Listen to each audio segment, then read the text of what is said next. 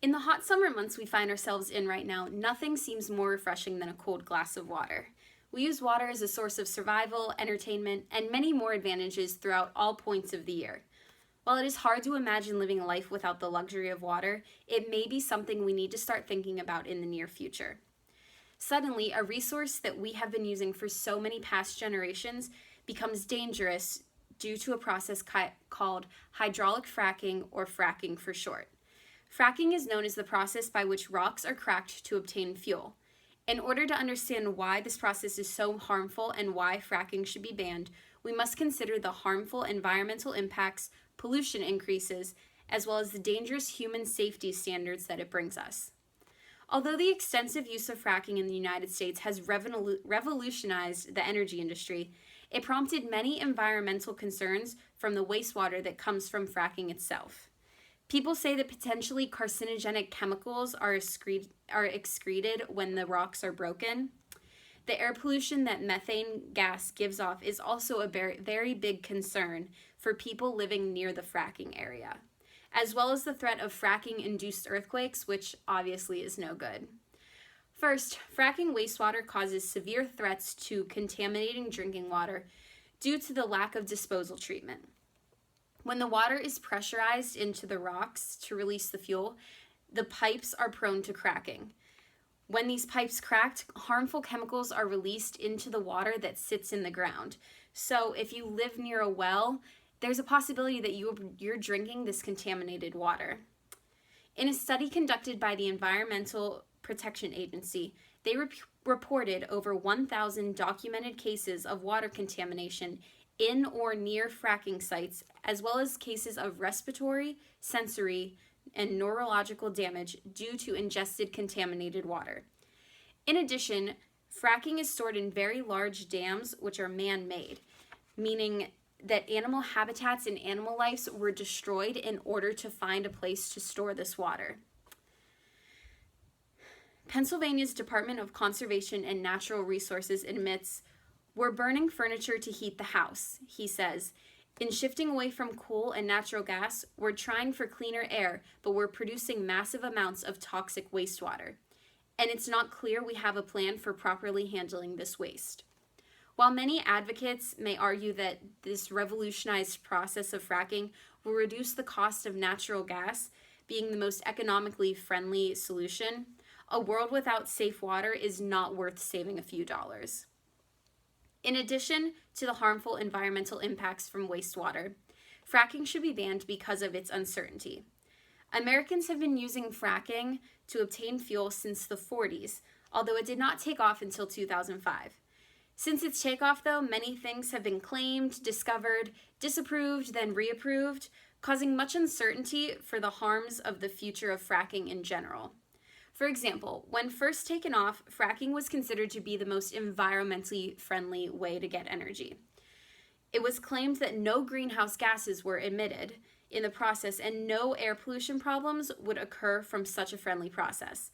However, fast forward 7 years, where it has been shown that fracking does release methane, also known as one of the most harmful greenhouse gases causing air pollution, before being burned when it's released, and it causes a huge increase in atmospheric methane. Even small leaks in natural gas production and delivery system can have a large climate impact, enough to put the entire benefit of switching from coal-fired power to gas, says Joe Romm, the founder of the Climate Progress. He stated, "The climate will likely be ruined already well past most of our lifespans by the time natural gas has a net climate benefit." In another example, when a leak in the fracking process leaked harmful chemicals into groundwater for 22 hours for being plugged, the incident went unreported. No one had no idea this event had even happened. President Bush exempted fracking from the Safe Drinking Water Act, allowing fracking production to increase exponentially despite the lack of reporting mishaps in the process, as well as the effects of environmental impacts in general. The common thread in both of these problems is uncertainty. With the lack of knowledge and regulations that come with fracking, it should be banned due to this lack of certainty. Although it may seem like a good idea now, with all of the questions, who knows where we will be in the future.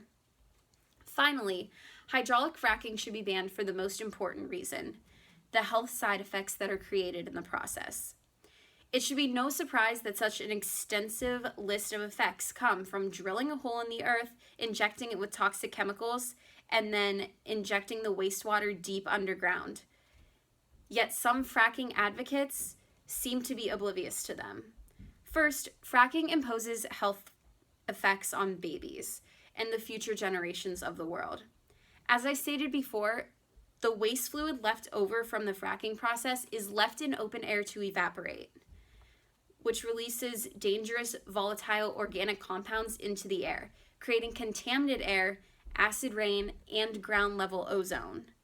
Exposure to these compounds can lead to a host of health problems, including asthma, high blood pressure, anemia, heart disease, and cancer, as well as the threat of damaging the immune and reproductive systems, harming fetal and child development. A 2014 study conducted by the Colorado Department of Environmental and Occupational Health found that mothers who live near fracking sites are 30% more likely to have babies with congenital heart defects. In addition, research from Cornell University indicates an increased trend of low birth weight in children born to mothers living in these same areas near fracking sites. Furthermore, a recent study at Johns Hopkins University found that homes located in suburban and rural areas near the sites have an overall 39% greater radon concentration in those homes that are not near fracking sites. Radon is considered to be a silent killer with an endless list of side effects on its own. It is more than just a coincidence that these trends arose when fracking began. As you can see, fracking is a controversial topic that has the country split. There is no doubt that fracking points to the fact that it produces natural gas and an immense amount of jobs and has a part in boosting the economy in recent years, but at what cost to the public health and to the environment? And can the true cost be known when there is a lack of transparency in the fracking industry? Of course, everyone wants reliable, domestically produced energy that creates jobs and energy independence, but nothing comes for free. And in the case of fracking, still with so many unknowns, the price in the long run may be too great.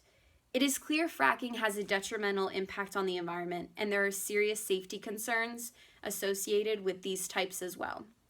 Until we fully understand the effects, the only way to avoid these risks is to ban fracking entirely. We should not allow short-term economic gain to harm our public lands, damage our communities, and endanger the future. After all, what would a summer be without a cold glass of refreshing water?